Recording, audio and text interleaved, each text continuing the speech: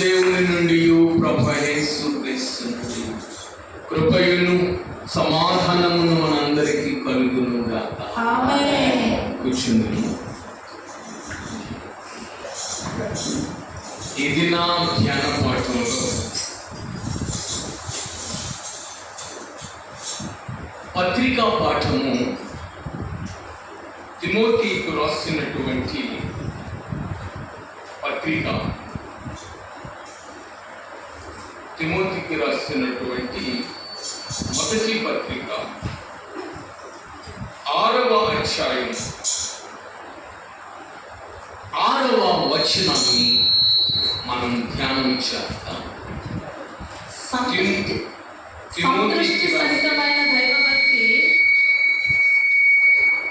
సంతుష్టి సహితమైన దైవభక్తి గొప్ప లాభ సాధనమై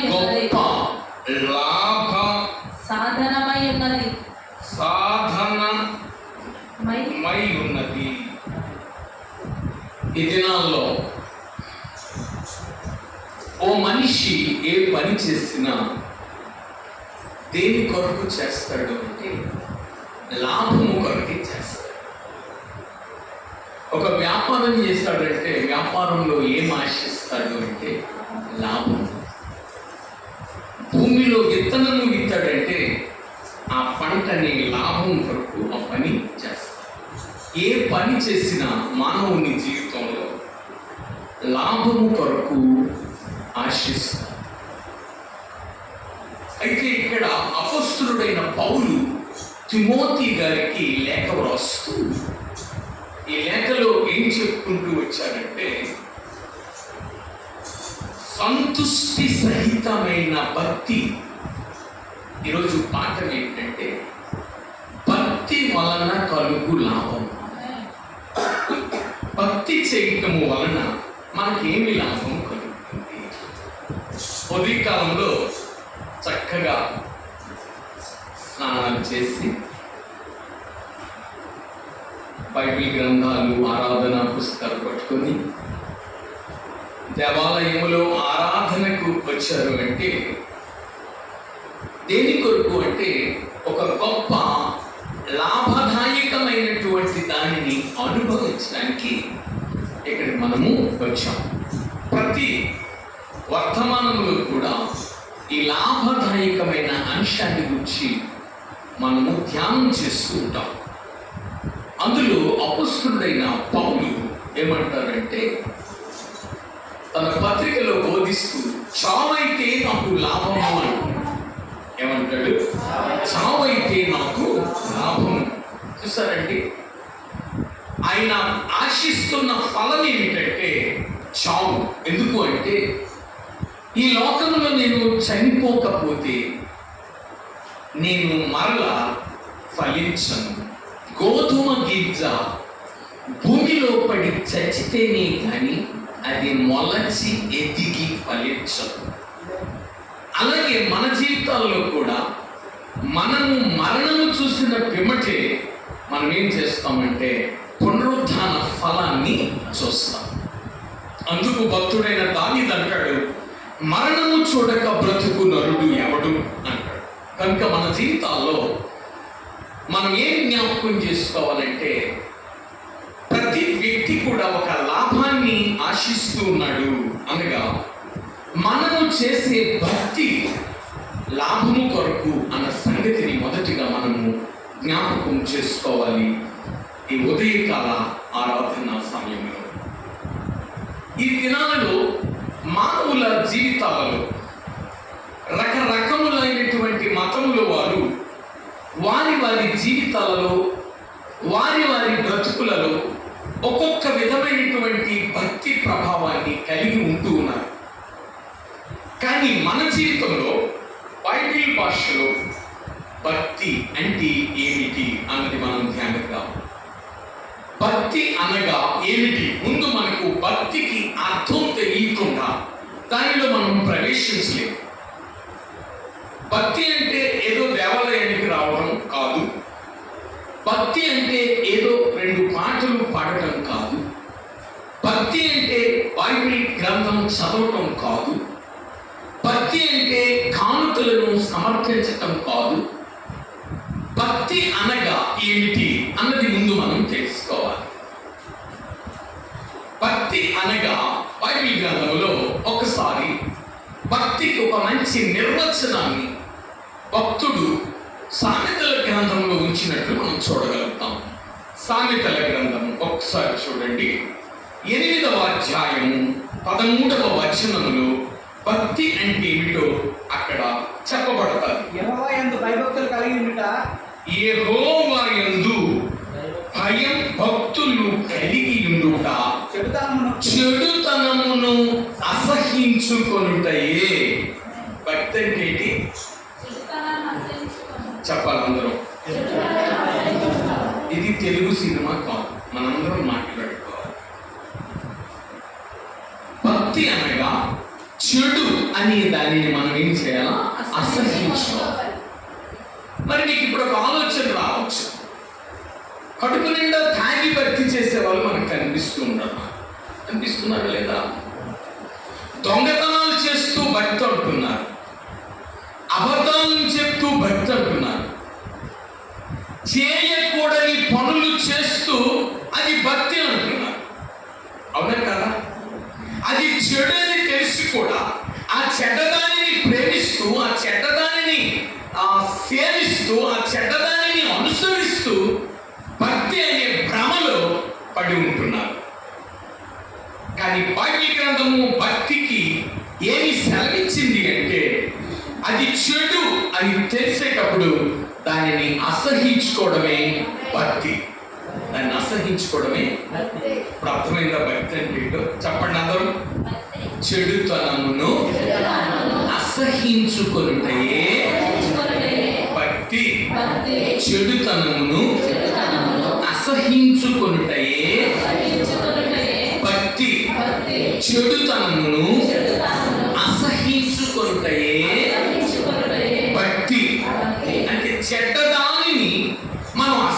తీసుకునేటం, అది మన శరీరాన్ని పాడు చేస్తుంది అని తెలిసేటప్పుడు దాన్ని అసహించుకోవడమే భక్తి. కనుక అలాంటి చెడుని మనము అసహించుకుంటూ చేసేటువంటి భక్తి అదేమై ఉన్నదట? లాభసాధకమై ఉన్నది. ఏంటి నీకు కలిగే లాభం? నీకు కలిగే లాభం ఏంటో చూద్దాం. మొదటిగా చూడండి, బైబిల్ గ్రంథంలో భక్తి చేయటం వలన కలిగే లాభము తిమోతికి రాసిన మొదటి పత్రిక 2వ అధ్యాయము 1వ వచనములోనే మనకు కనిపిస్తుంది. మనము సంపూర్ణమైన భక్తియు మాన్యతను కలిగి, అంటే భక్తి కలిగి ఉండటం వలన నెమ్మదిగాను సుఖముగాను బ్రతుకుదుము. ఏం రాశాడు? ఈ దినాలలో చాలా మంది జీవితాలలో ఏమి లేదు అంటే నెమ్మది లేదు, ఏమి లేదు, సుఖము లేదు. నెమ్మది లేదు, సుఖము లేదు. కారణం ఏమిటంటే ప్రియుడా నీ ప్రేమ పాఠములు చేరీతి, నెమ్మది నెమ్మది ప్రియుడా నీ ప్రేమ పాఠములు చేరీతి, నెమ్మది నెమ్మది ఆసక్తితో నిన్ను పాడి స్తుతింతును యేసు పాదాల దగ్గరకు వస్తున్నావు కానీ నీ చెడుతనాన్ని నువ్వు అసహించుకోకపోవడం వలన, యేసు క్రీస్తు దేవాలయానికి నువ్వు వస్తున్నావు కానీ నీలో ఉన్న చెడు ఏంటి? పరలోక రాజ్య ప్రవేశానికి ఆటంకముగా ఉన్నవి. దొంగలు, అబద్ధికులు, త్రాగుబోతులు, వ్యభిచారులు ఆయన రాజ్యమును ప్రవేశించలేరు. ఇక్కడికి మనం వచ్చింది దేని కొరకు అంటే యేసు క్రీస్తు ప్రభువు యొక్క దేవాలయమునకు మనం వచ్చినది నిత్య జీవము కొరకు. వచ్చిన దానిని అనుభవించలేకపోతూ ఉన్నామంటే, వచ్చిన దానిని అనుభవించు అర్హతను మనము సంపాదించలేకపోతున్నామంటే, దేవుని పాదముల దగ్గర ఉండి కూడా మనము ఎవరిగా మిగిలిపోతాము అంటే వేషధారులుగా మిగిలిపోతాం. ఎవరిగా మిగిలిపోతాము? ఎలా మిగిలిపోతాం చెప్పండి? యేసుక్రీస్తు ప్రభువారు ఓ మంచి మాట తెలియజేస్తారు గ్రంథములో, వ్యభిచారికైనను క్షమాపణ కలదు కానీ వేషధారికి క్షమాపణ లేదు. చూస్తారండి, వ్యభిచారికి క్షమాపణ ఉంటుందేమో కానీ వేషధారికి క్షమాపణ. కనుక మొట్టమొదటిగా మనం యేసుక్రీస్తు ప్రభువు యొద్దకు వచ్చిన అంశం ఏమిటి అంటే మనము భక్తి చేయుట, అంటే చెడును అసహించుకోవటానికి ఇక్కడికి రావాలి. ఆ చెడును తొలగించుకోవడానికి దేవాలయానికి రావాలి. ఎలా తొలగించుకుంటామంటే, చెడు అనేది, పాపం అనేది కొరుకు పుండు వంటిది. ఈ కొరుకు పుండు అనగా క్యాన్సర్, దీని సర్జరీ ఎవరు చేయగలరు అంటే పాపులకు వైద్యుడు, పాప రోగములను బాగు చేయగలిగిన వైద్యుడు యేసుక్రీస్తు ప్రభువారు. ఆయన తన వాక్యం అనేటువంటి ఖడ్గము చేత, తన వాక్యం అనే కత్తి చేత ఏం చేస్తాడంటే శస్త్రచికిత్స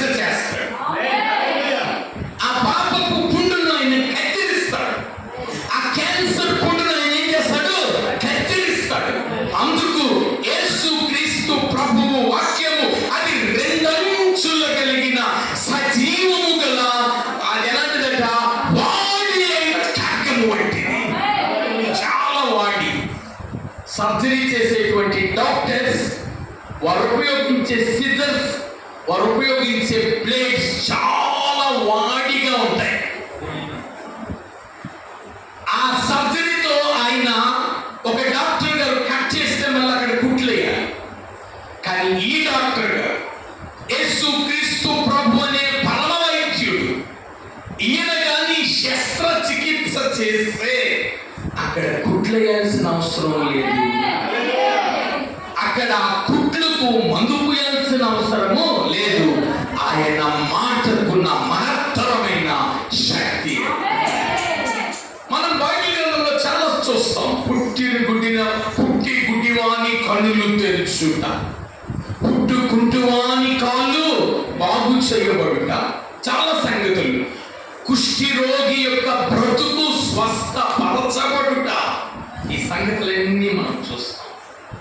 కనుక మొదటిగా సుఖముగాను నెమ్మదిగాను. ఈ నెమ్మది సుఖం రోగికి నెమ్మదొడదు, పాప రోగికి అసలు నెమ్మదొడదు. ఎందుకంటే పాపం ఎప్పుడు నిన్ను భయములోనే ఉంచుతారు, కానీ నీ జీవితానికి ఏమొచ్చుదంటే నెమ్మది, శాంతి, సమాధానము ఎన్నడూ ఉంచదు అన్న సత్యాన్ని మనం యువతీ కాలంలో ఎరగాలి. కాబట్టి యేసుక్రీస్తు ప్రభు దగ్గరికి వచ్చి భక్తి చేస్తున్న మన జీవితంలో మొదటిగా కలిగేటువంటి లాభం ఏం చూసామంటే సుఖము, నెమ్మది. ఏం చూసామండి? సుఖము, నెమ్మదిని చూసాం. రెండవదిగా ప్రియులారా, రెండవదిగా చూడండి, రాజుల గ్రంథము 4వ అధ్యాయము 1వ వచనాన్ని చూద్దాం. దయచేసి ప్రార్థనలో కూర్చొని లేచినా అది అమరుగా ఎంత పనున్నా ఆరాధన ఇందాక లేకపోవడం. రాజుల గ్రంథం 4వ అధ్యాయం 1వ వచనాన్ని చూడండి. ఏం చెప్తున్నారు? అంతటా ప్రవక్త శిష్యులలో ఒకని భార్య నీ దాసుడైన నా పెనిమిటి చనిపోయెను. నీ దాసుడైన నా పెనిమిటి చనిపోయెను. అతడు యెహోవా యందు భక్తి గలవాడు. చూడండి ఏం చెప్తుంది? నీ దాసుడైన ప్రవక్త ఎలీషాతో చెప్తుంది, నీ దాసుడైన నా పెనిమిటి యెహోవా యందు ఏమి కలిగిన వాడట? భక్తి గలవాడు. మళ్ళీ ఈ వచనంలో మళ్ళీ మరొక వచనం అక్కడ మనం చూసినట్లయితే 9వ వచనం చదవమా? 9వ వచనం. కాగా ఆమె తన పెనిమిటిని చూచి మన యొద్దకు వచ్చుచు పోవుచున్నవాడు భక్తి గల దైవజనుడని. చాలు. భక్తి గల దైవజనుడు అనగా చెడుని అసహించుకొని దైవ ఏనా అసహించుకునే దైవజనుడు? చెడుని అసహించుకొని దైవజనుడు. ఇక్కడ దాసుడు ఎలాంటి వాడు? భక్తి గల వాడు. చెప్పండి. ఇక్కడ దేవుని యొక్క సేవకుడు ఆ ఇంటికి వెళ్ళేటప్పుడు ఆ తల్లి చెప్తుందయా, నీ దాసుడు భక్తి గలవాడని నీవు ఎరుగుదువు అంటే అర్థం ఏంటి? చెడుతనాన్ని అసహించుకునేవాడని నీవు ఎరుగుదువు. కనుక నీ దాసుడు చనిపోయాడు, నేను చాలా అప్పుల్లో ఉన్నాను. నేను చాలాసార్లు మన జీవితాల్లో ఈ మాట అంటాం, అయ్యా నేను చాలా ఆర్థిక సమస్యలు ఉంటున్నానయ్యా, నేను చాలా అప్పుల్లో ఉంటున్నానయ్యా, నేను చాలా బాధల్లో ఉన్నానయ్యా అని చెప్తూ ఉంటాం. ఇక్కడ ఈ పాఠం నేర్చుకోవాలి మనం. అని చెప్తున్నప్పుడు మరొక మాట ఉన్నది, ఆ అప్పు గాని నేను తీర్చకపోతే నాకు అప్పు ఇచ్చినటువంటి ఆ యజమానుడు నా పిల్లలను తన ఇంటిలో పనికి బానిసలుగా తీసుకెళ్ళిపోవడానికి చూస్తున్నాడు. అయ్యా నాకు సహాయం చేయి. వెంటనే దైవజనుడు అడుగుతున్నాడు, నీ వద్ద ఏమున్నది? నీ వద్ద ఏమున్నది అంటే ఒక నూనె కుండ ఉన్నది. ఆ నూనె కుండ పెట్టమన్నాడు. అనేక కుండలు అక్కడ పెట్టబడ్డాయి.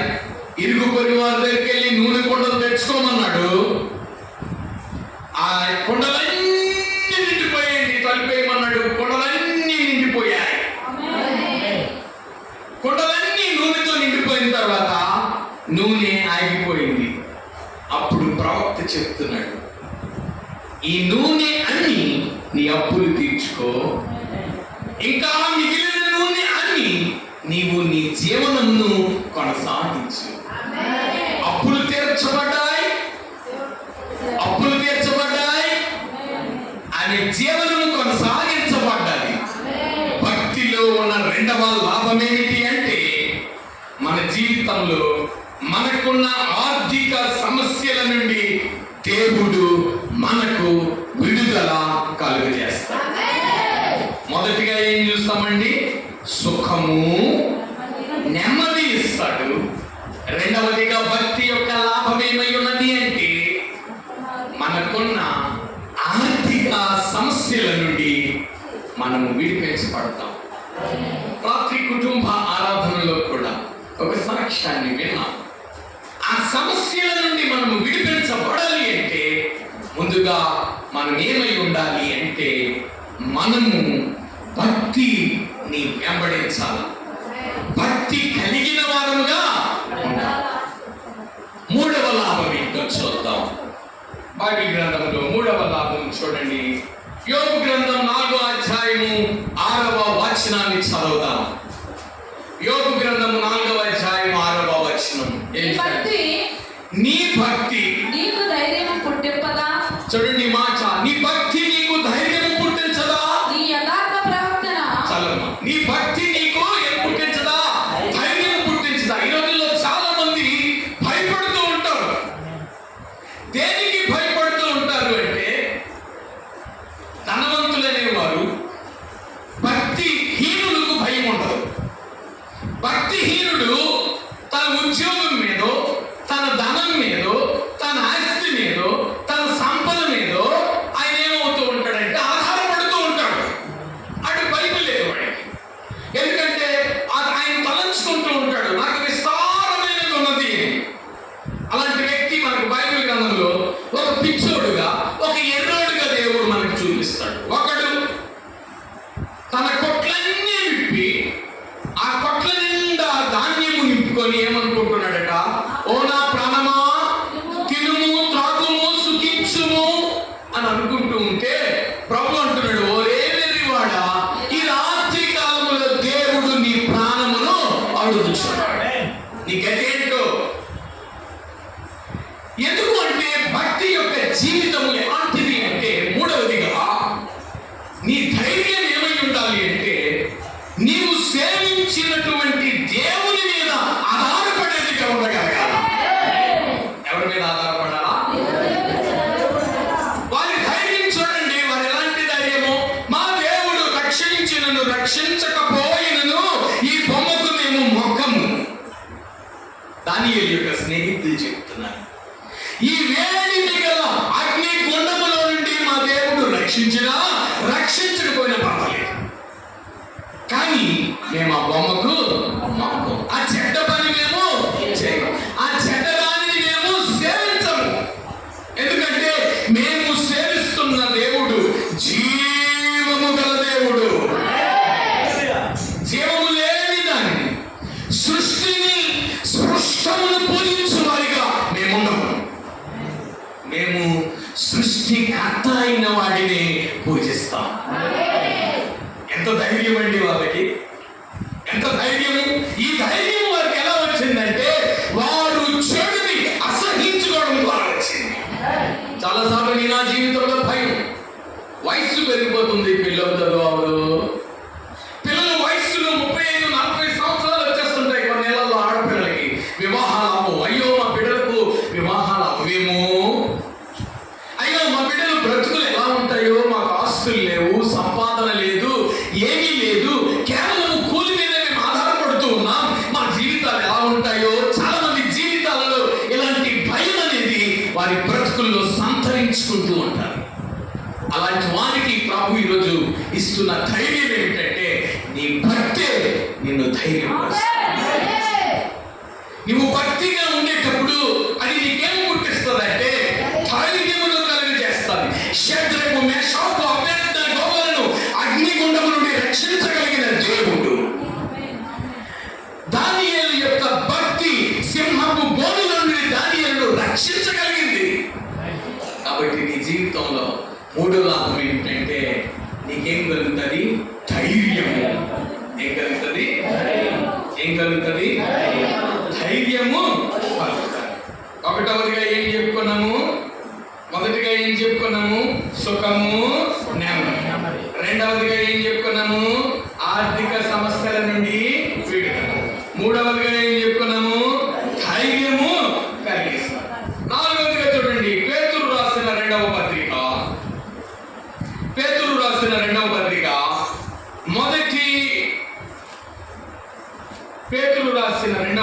మొదటి అధ్యాయము 2వ వచనం. పేతురు రాసిన రెండవ పత్రిక మొదటి అధ్యాయము తన మహిమను బట్టి గుణాతిశయములను బట్టి మనలను పిలిచిన వాని గూర్చిన అనుభవ జ్ఞానము మూలముగా ఆయన దైవభక్తి జీవమునకును భక్తికి కావలసిన వాటినన్నిటినీ మనకు దయచేయుచున్నందున దేవుని కూర్చున్నట్టు మన ప్రభువైన యేసుని కూర్చున్నట్టునైన అనుభవ జ్ఞానము వలన మీకు కృపయు సమాధానమును విస్తరించును గాక. ఏం దొరికిందండి? ఇట్లా తర్వాత నాలుగో లాభం ఏంటి? కృప, సమాధానం. కృప అనగా మనం రోజు ధ్యానిస్తున్నాం దేవుని దయ, దేవుని ప్రేమ. దేవుని యొక్క దయ నువ్వు పొందుకోవాలంటే నీ జీవితంలో ఏముండాలంటే భక్తి ఉండాలి.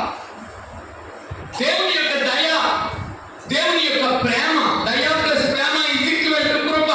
ఆ కృపని నువ్వు అనుభవించాలంటే నువ్వేం కలిగి ఉండాలంటే భక్తి జీవితాన్ని కలిగి ఉండాలి. అంతేకాకుండా ఒక మాట అన్నది, ఇక్కడ ఒక మాట రాయబడ్డది, నీకు కావలసిన వాటినన్నిటినీ.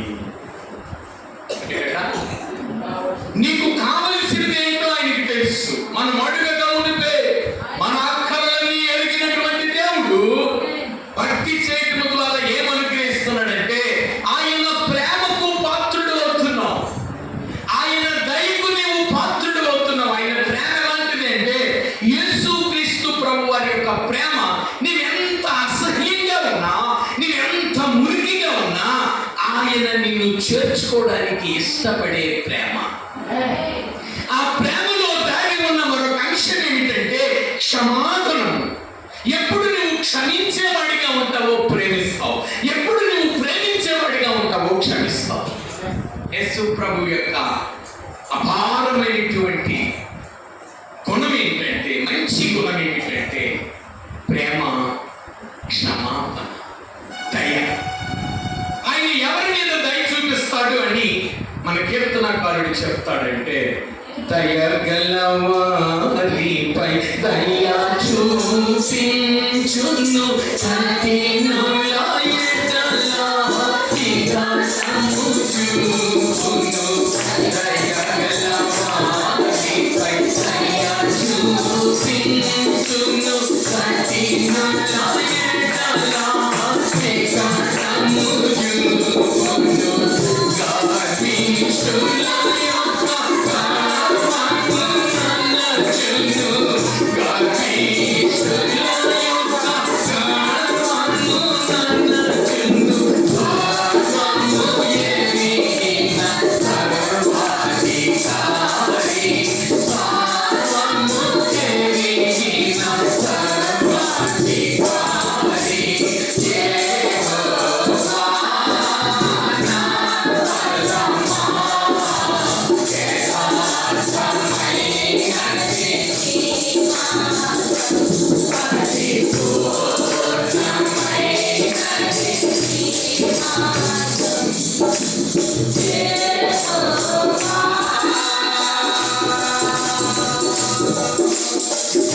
యొక్క ఇప్పుడు 4 చెప్పుకున్నాం.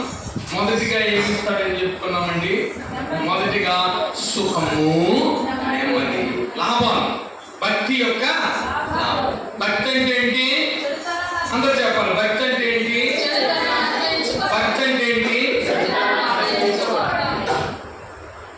రెండవది భక్తి అంటే ఏం తెలుసు కదా. మొదటి లాభం ఏంటండి? మొదటి లాభము సుఖముగాను, రెండో లాభం ఆర్థికమైన సమస్యల నుండి విడుదల, మూడవది ఏం చెప్పుకున్నాం? ధైర్యము. మూడవది ఏం లాభము? ధైర్యము కలుగుతుంది. ఏం కలుగుతుంది? ఇదిగోండి, ధైర్యముగా వాక్యాన్ని బోధించినటువంటి పేతురు సేవకుడు ధైర్యంగా పాపాన్ని ఖండించలేకపోతే అది పరిశుద్ధాత్మ పూర్ణుడు కాదు. ఒక బాగా ధనవంతుడు, ఒక గొప్ప సంఘ పెద్ద, ఒక గొప్ప నాయకుడు పుల్లు తాగుతున్నాడు అనుకోండి, ఒరే తాగుపోతా నువ్వు మారునా అని సేవకుడు చెప్పలేదు అనుకోండి, వాడు ధైర్యము లేని సేవకుడు. వాడు పరలోకం వెళ్ళడు, ఇంకొకటి పంపడు. ఓకే, ఈ మాట నాకు కాదు, మత్తయి సువార్త 23వ అధ్యాయం 1వ వచనంలో చెప్తున్నాడు. మోషే ధర్మశాస్త్ర పీఠమందు కూర్చుండువారు వారు బోధించుదురే గాని వారు చేయరు, వారు వెళ్ళరు, వెళ్ళిన వారిని పరలోకమునకు వెళ్ళనివ్వరు. అర్థమైందండి? కనుక ఏముండాలి? సేవకునికి ఏముండాలా? ధైర్యం ఉండాలి.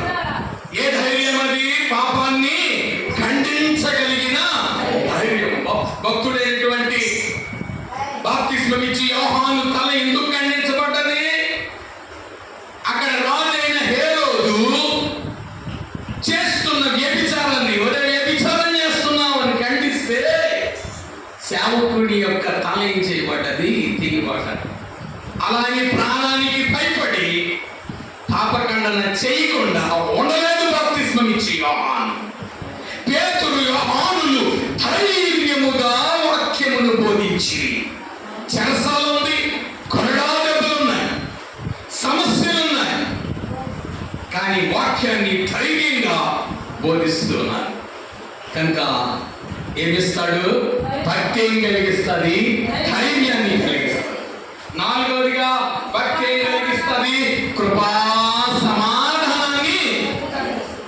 ఐదవదిగా చూడండి, పేతురు రాసిన 2వ పత్రిక 3వ అధ్యాయం 12వ వచనం. పేతురు రాసిన 2వ పత్రిక 3వ అధ్యాయం 12వ వచనం ఏం చెప్తుందో, ఇవన్నీ ఇట్లయిపోవునని గనుక ఆకాశములు రగులుకొని లయమైపోవునట్టియు పంచభూతములు మహావేగముతో కరుగుతోనట్టియు దేవుని దినపు రాకడ కొరకు కనిపెట్టుచు, దేవుని దినరాకడ కొరకు కనిపెట్టుచు, దానిని ఆశతో అపేక్షించుచు పరిశుద్ధమైన ప్రవర్తనతోను భక్తితోను భక్తి ఏం చేస్తుందట? పరలోక రాజ్యము కొరకు కనిపెట్టేటట్లు చేస్తారు. ఇక్కడికి ఎందుకు వచ్చామని ముందు చెప్పుకున్నాం. పరలోక రాజ్యం. కొందరు దేవాలయాలకి నాయకత్వాల కొరకు వస్తారు, కొందరు దేవాలయాలకి వాళ్ళ ఇచ్చలను జరిగించుకోవడం కొరకు వస్తారు, కొందరు దేవాలయానికి వారు తమ ప్రజలకు తాము కనపరుచుకోవడానికి వస్తారు, కొందరు దేవాలయానికి వారి కళాంతులను చూపించుకోవడానికి వస్తారు. కానీ దేవాలయానికి ఎందుకు రావాలంటే దేవుడు నిన్ను చూడాలని రావాలి, దేవుడు నీతో మాట్లాడాలని రావాలి, దేవుడు నీతో సహవాసం చేయాలని రావాలి దేవాలయానికి. అంటే దాని అర్థం ఏంటంటే నువ్వు దేవుని రాజ్యం కొరకు ఏం కలిగి ఉంటావు? ఆశ కలిగి ఉంటావు. ఇక్కడ ఏం చెప్పాడు? ఐదవది ఏంటి? ఐదవ లాభం ఏంటి? దేవుని రాజ్యము భక్తి వలన నీకు దొరుకుతుంది. ఈవేళ పాఠంలో కూడా మాట ఉంటారు చూడండి. తిమోతికి రాసిన 1వ పత్రిక 6వ అధ్యాయం చూడండి. చాలా ఇక్కడ ఒక మాట రాయబడ్డది, చాలా చక్కగా ఆ మాట చెప్పుకుంటూ వస్తాడు. సంతృప్తి సహితమైన అలా చదువుకొని రామా. సంతృష్టి సహితమైన భక్తి, దైవ భక్తి గొప్ప సాధనమై ఉన్నది. మనం ఈ లోకానికి ఏమీ తేలేదు, మనం ఈ లోకంలో ఏమీ తేలేదు, దీనిలో నుండి ఏమీ తీసుకొని పోలేము. వ్యాపారములు గలవారమై ఉండి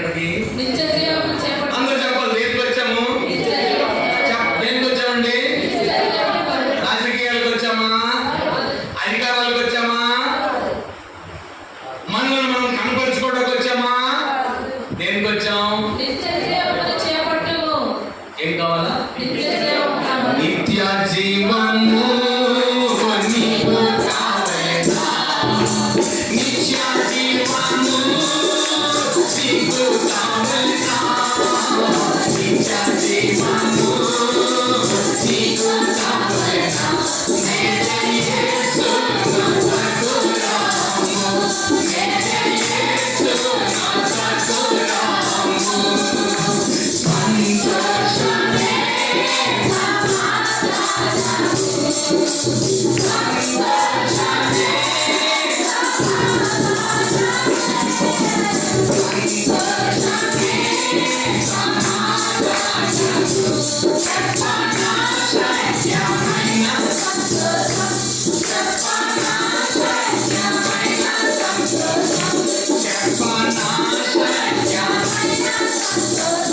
It is the joy of unspeakable, నోటితో చెప్పలేనటువంటి సంతోషం, అన్స్పీకబుల్ జాయ్.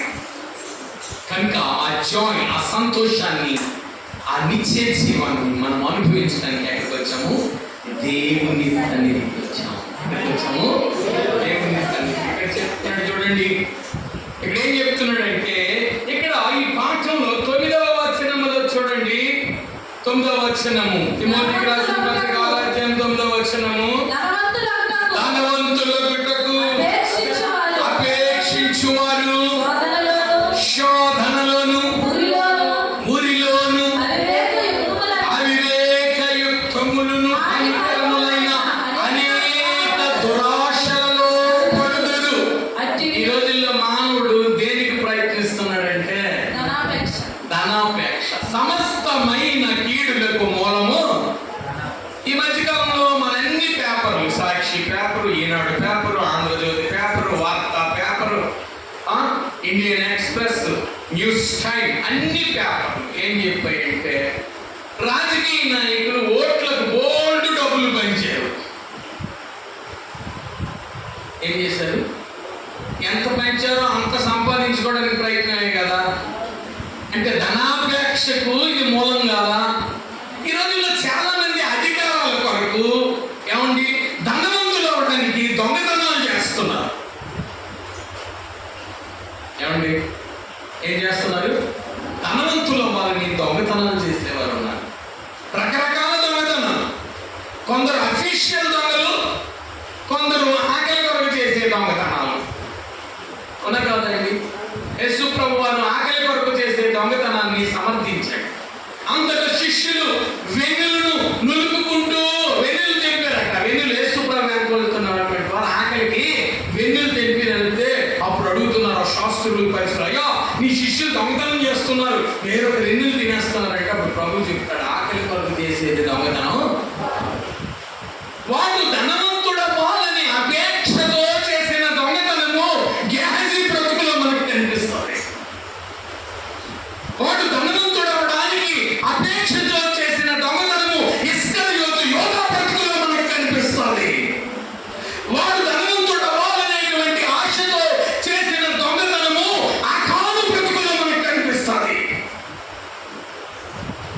వారు తమ ధనాన్ని తమ దగ్గర దాచుకోవాలనే దొంగ బుద్ధితో దేవుని సొమ్మును దొంగిలించినటువంటి ఎవరండి? అపోస్తలుల కార్యముల గ్రంథం 5వ అధ్యాయములో అననీ సఫీరాలు వారి దొంగతనము ఏమైందండి? ధనాపేక్ష సమస్తమైన కీడులకు మూలము. ఇస్కరియోతు యోధా ఊరు పెట్టుకొని చచ్చాడు. ఆఖాను అగ్నితో కాల్చబడ్డాడు. గ్యాజీ కుష్ఠరోగంతో నశించాడు. గమనించావా? ఈరోజు చాలా మంది దేవాలయాల్లో కూడా దొంగతనాలు. ఏమంటే నిజమే కదా? అప్పుడప్పుడు పేపర్లో పడుతుంది, హిందూ హుండీ కొట్టేశారు. ఏం కొట్టేశారు? కొన్నిసార్లు సంఘాల్లో లెక్కలు చూసేటప్పుడు డబ్బులు లేవు, లక్షల రూపాయలు కలవడం. అబ్బా, తెల్ల తంగి లోపల ఇంత దొంగతనం దాగి ఉందా? ఆలోచన చేయాలి. ఆలోచన చేయాలి. ఎందుకంటే ఇక్కడ చెప్తున్నాడు, నువ్వు భక్తిలో నుండి ఎప్పుడు తప్పిపోతావంటే నీతి కాని ధనం వైపు నువ్వు చూస్తున్నప్పుడు. మన జీవితాల్లో కూడా మీరందరూ అనుకోవచ్చు మేము ఏ దొంగతనం చేయలేదని అనుకుంటున్నారా? మలాకి 3వ అధ్యాయం, మలాకి రాసిన పత్రిక 3వ అధ్యాయం, మలాకి 3వ అధ్యాయం 8వ వచనాన్ని చదువుతాము, ముగించుకుందాం. చివరి వచనం. మానవుడు దేవుని యొద్ద దొంగిలిన అయితే మీరు నా యొద్ద దొంగిలితిరి. దేని విషయములో మేము నీ యొద్ద దొంగిలితమని మీరందరూ 10వ భాగము ప్రతిష్ఠాపనలను ఇయ్యక. దొంగిలిస్తున్నామా? దొంగిలించలేదు. మీకు మీరు ప్రశ్న ఇస్తున్నామా? నీ 10వ భాగం సరిగ్గా ఇస్తున్నావా? నీ ప్రతిష్ఠిత అర్పణ సరిగ్గా ఇస్తున్నావా? ఆలోచన చేయండి. మనం కూడా ఇప్పుడు ఏమవుతాం కనుక దొంగకి ఇప్పుడు మనం దొంగల దొంగ సంగతి చూసాం. దొంగలు ఎక్కడున్నారు? ఆకారం ఎక్కడున్నాడు? అగ్నిలో. అననీయ సప్రియలు పేతురు పాదాల దగ్గర చచ్చారు. అవునా? ఇవన్నీ ఏదో కథలుగా చెప్పుకోవడానికి కాదు బైబిల్ గ్రంథం. బైబిల్ గ్రంథం ఈ లోక పుస్తకం లాంటి పుస్తకము కాదు. బైబిల్ గ్రంథం ఏమిటంటే మానవుని యొక్క జీవితంలో ఉన్న పాపాన్ని బయటకు చూపించి పాపం నుండి విడుదల పొందమని చెప్పే ఏకైక గ్రంథం బైబిల్. బైబిల్లో వాళ్ళందరూ ఎత్తండి బైబిల్ పైకి. పఠింప శ్రేష్ఠ గ్రంథము బైబిల్, పఠిష్ట శ్రేష్ఠ గ్రంథము బైబిల్. అనుదినం పఠించిన ప్రేమతో నడుపును. ఓ పఠింప శ్రేష్ఠ గ్రంథము బైబిల్. ఈ పాట చాలా పాడలేదు, ఎందుకంటే అది బైబిల్ చదవరు, చదివిలోనే పాడంతే. కొందరు బైబిల్ స్టైల్గా సెల్ఫ్ అందులో ఉంది, కానీ చేతిలో ఎప్పుడేముండాలా? పొలానికి నీరు కట్టడానికి వెళ్ళేవాడు ఒట్టి చేతులు తేడు, చేతిలో పార పట్టుకుంటాడు. యుద్ధానికి వెళ్ళేవాడు కత్తితో తుపాకీలో పట్టుకుంటాడు. దేవాలయానికి వెళ్ళేవాడు క్రైస్తవుడు ఎప్పుడు చేతిలో ఏముండాలా? నీవెక్కడికి వెళ్ళినా, నువ్వు ప్రయాణం చేసినా, నీవెక్కడికి వెళ్ళినా నీ చేతిలో ఏముండాలా? అర్థమైందా? ఈ బైబిల్ ఏం చేస్తుందంటే నిన్ను పాపములు పడకుండా కాపాడు. అందుకే చెప్పాడు, వారందరూ దురాశలలో పడి విశ్వాసఘాతకులైపోయారు. చూసారా, భక్తి లాభాలు మనం కలిగినప్పుడు చివరి లాభం ఏం చెప్పాము? నిత్య జీవమును చేపట్టు. నేను మంచి పోరాటము పోరాడింది. మనం ఏ పోరాటము? మన జీవితాలు, క్రైస్తవ జీవితాలు ఈ భూమి మీద యుద్ధ కాలము వంటివి. మనం ఎప్పుడు ఏంటంటే యుద్ధం చేయడానికి సిద్ధంగా ఉన్నాం. ఎవరితో? సాతానుతో. ఎవడి సాతాను? నా వల్ల ఉండడు. వాడు సాతాను ఎలా ఉంటాడంటే వాడు మనుష్యుల్లోనే ఉండి భక్తిగా గల ప్రజలను నాశనం చేస్తూ ఉంటాడు. వాడు భక్తి నటనలోనే ఉంటాడు. చూసారండి, వాడు కూడా భక్తి నటనలోనే ఉంటూ భక్తులను నాశనము చేస్తూ ఉంటాడు. ఎందుకంటే భక్తి నటనలో ఉంటేనే భక్తులను మోసం. అందుకే అంటారు, గొర్రె ఎవడు నమ్ముదట, కసాయుడు నమ్ముదట. వాడు ఎందుకట? భుజం మీద ఎక్కించుకొని తీసుకెళ్తాడు, కోస్తాడని సాగడానికి. అలాగే అక్కడ చెప్తాడు, పగవాడు ఏంటట? లెక్కలేని ముద్దులు పెట్టును, నీ మంచి కోరిన వాడు నిన్ను గాయపరచు. అంటే వాక్యం నీతో మాట్లాడుతుందంటే, వాక్యం నీ పాపాన్ని నా పాపాన్ని గద్దిస్తూ ఉందంటే. బోధించింది నేను ఎక్కువ కాదు, బోధించేటప్పుడు ముందు నాతో మాట్లాడతా, తర్వాత నీతో మాట్లాడతా. మన జీవితాలతో మాట్లాడుతుంది దేవుని వాక్యం. బోధించిన వారు ఏం గొప్పవారు కాదు. వాక్యం అనేది అందరికీ ఒకటి. వాక్యం అనేది అందరికీ, సేవకుడు కాదు, సంఘ పెద్ద కాదు, విశ్వాసి కాదు, అందరికీ ఒకటి. ఎందుకంటే ఆ వాక్యాన్ని మనం చాలా జాగ్రత్త కలిగి ఏముండాలట?